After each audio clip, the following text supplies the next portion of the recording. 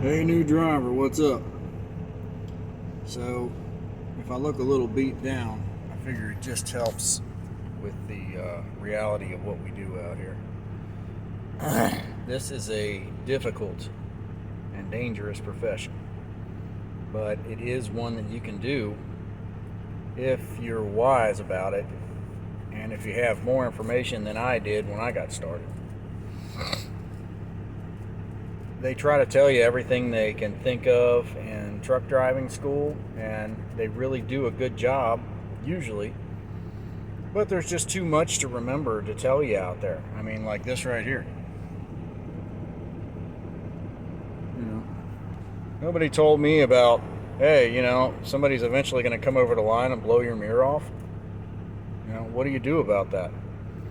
So in this case, I guess we'll start off there. Run a skinny mirror. That's what I'm going to do from now on. I'm going to pull this mirror in a little bit and readjust my power mirror to where I can see. That way, when people come over the line on a skinny bridge, instead of me seeing them whisking by with only a leather gloves distance between us, they're not going to hit me anymore. Okay, so there's that. I'm going to do a lot of things like this because I think that people that are thinking about getting into this or that have just got into it, there's a lot that you guys need to know, in order not to get fired and in order not to get hurt out here. Where to start? Well, to start off with, you definitely need to understand that you're going to be out here when you get hired on. You're going to be out here you might be out here as little as 2 weeks without getting home. It's probably going to be 3 or 4, and it may be more than that. And there's a reason for that, is because people that are hiring new drivers right now, like the people that hired me 2 years ago, they were desperate. We're not the ideal candidate for this job because we don't have any experience, right? So you're going to be in kind of a boiler room experience when you get in there. So you got to have that right off the bat and understand that. Number one, they're not going to be able to help you when you ask them, like, how should I run this? How am I going to be able to get a shower? How am I going to eat? All this kind of stuff. They have no idea how to do any of that because none of them have ever driven one of these.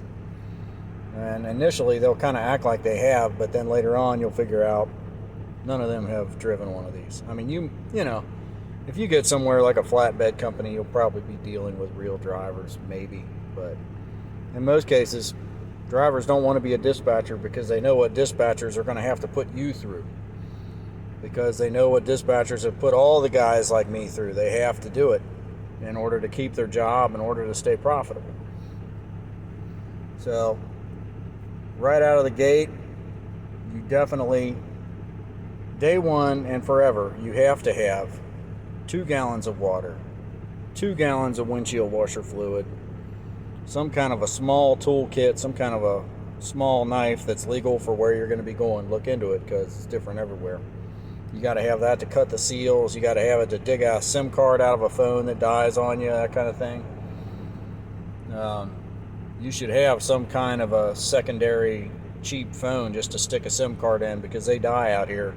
And that's your lifeline to your dispatcher and repair and everything else. Another thing you're going to need, absolutely have to have a CB radio. If you're getting on with somebody who says that they don't allow it or it's illegal or whatever, don't get on with somebody like that because these things, they're annoying. You don't want to leave it on all the time, I know, but you really should because as soon as you turn it off, you're going to miss that guy on there that's saying, back her down, southbound, you got a total wipeout. 4 trucks are twisted up right around that blind curve on the ice where you are. You're not going to know that. That's why you need a CB radio. All that kind of stuff. Absolutely have to have a print road atlas. What else?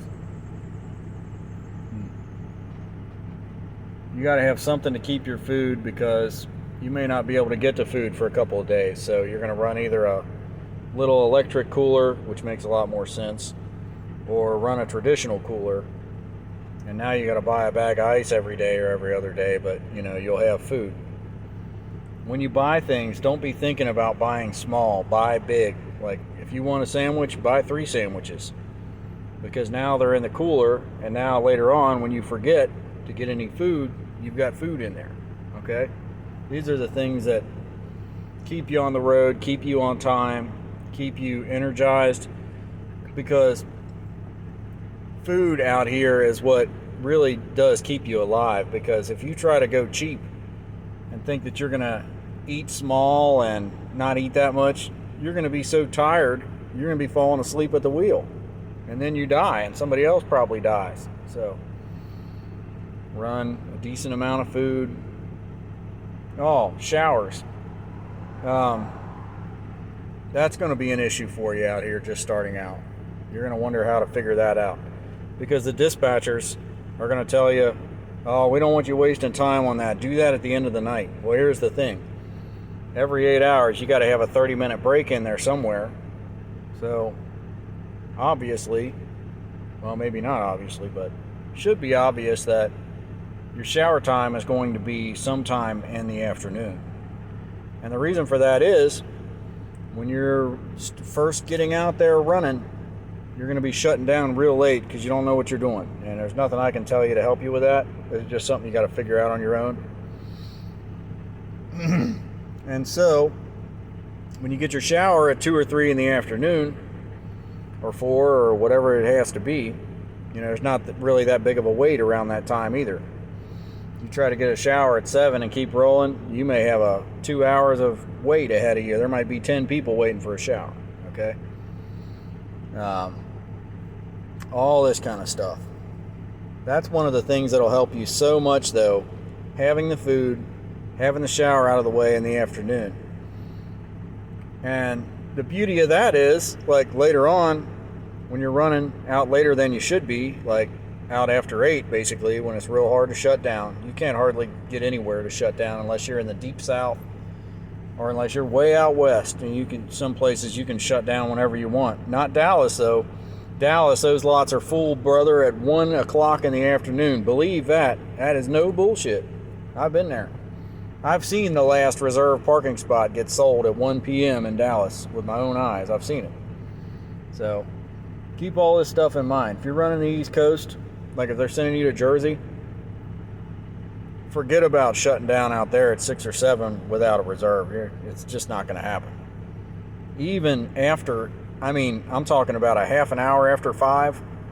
And here's what'll happen. You'll be running out to Jersey, and you'll be looking over at the rest areas cruising by, and you'll be like, oh, there's 2 or 3 trucks in there. I got nothing to worry about. Well, 20 minutes later, you get to the next rest area. It's got 2 spaces left. You already missed that one, so you go on to the next one. Guess what the deal with that one is? Totally full. We're talking about a 20-minute span of time here. So, if you can, and you can do this, whether you know you can or not, because I was never like a midnight person. I wasn't, I didn't want to be a third shift guy. I thought there was no way I could do it. You're strong. And the reason I know you're strong is because you're here. You're looking into this job. You are strong, okay? You can do anything you need to do to make this work. That's a fact. That's a simple fact. So, the guys that run this out here the smartest are running basically third shift. And there's a lot of reasons for that. Let's say you start your day at 2 or 3 o'clock in the morning, right? Or, you could even start it at 8 o'clock at night. I've done that before. Woke up at 7, took off at 8. Now that is really cool because you're starting your day off with a beautiful sunset, driving wherever you go, probably 10 hours away in most cases when you're new. And then when you're parking, you're going to be parking at like 6 a.m. There's going to be parking everywhere, anywhere in the United States at 6 a.m. Shutting down is no problem. So that's one of the biggest reasons why guys do a lot of midnight running, and why you should do it. If you're up to the task. If you see that you just can't handle it, don't do it. Don't become dangerous out there. Never do anything dangerous out there. Equally for your sake and for the sake of others, because we're important people, man. The world cannot spare us. There's less of us all the time that are crazy enough or driven enough or greedy enough to take on this lifestyle. And they need us out there, man. They need you alive, and you need to keep them alive. So there's that little philosophy for you there. I don't know what else I can think of here to tell you. It's best to get on with somebody who runs OmniTrax, because OmniTrax has an automatic log splitting function on the log. So basically, a lot of the places you go, whether it's vans or reefers or even tankers or whatever, a lot of the places you go, they let's see. A lot of the places you go, you're going to be facing a really long load or unload time. And so what you're going to want to do is when you get into that dock, go ahead and go off duty and get in your bunk and play with your phone or whatever for 2 hours. When you get done there, and this is provided that you were really off duty. If you were out there working, well, that ain't right, and that's illegal. So that could get you in trouble. But now, if you're literally sitting there waiting with nothing to do, you can go off duty. So split your log, stay off for 2 hours. Now, whatever you lost sitting there is now back on your log again. Now, I'm not sure how many versions of OmniTrax work like that, but I know most of them do. I don't know about the other ELD companies, how they work or don't work, but anyhow, that's what I got for you right now, brother or sister or whatever. It's rough out there, man. Know that it's going to be rough. Set your mind. Remember that this thing is strong. You've got to be patient beyond all patience out there. You're going to have people on the radio wanting to fight you. You're going to have people wanting to yell at you and, wanting you to get out of their way and things, and not understanding what you're trying to do, pulling in behind you when you're trying to back into a spot, different things like this, Patience, brother. I can't tell you how important that is. And if you don't have any patience at all, I mean, even with everything else I've said, like where you can do whatever you want, if you have no patience at all and you're just like a short fuse, crazy, wanting to get into a street fight every minute or whatever, like, this is exactly where you don't want to be. I'll just be honest with you about that. Anyhow, I hope this stuff helps. Take it easy, y'all.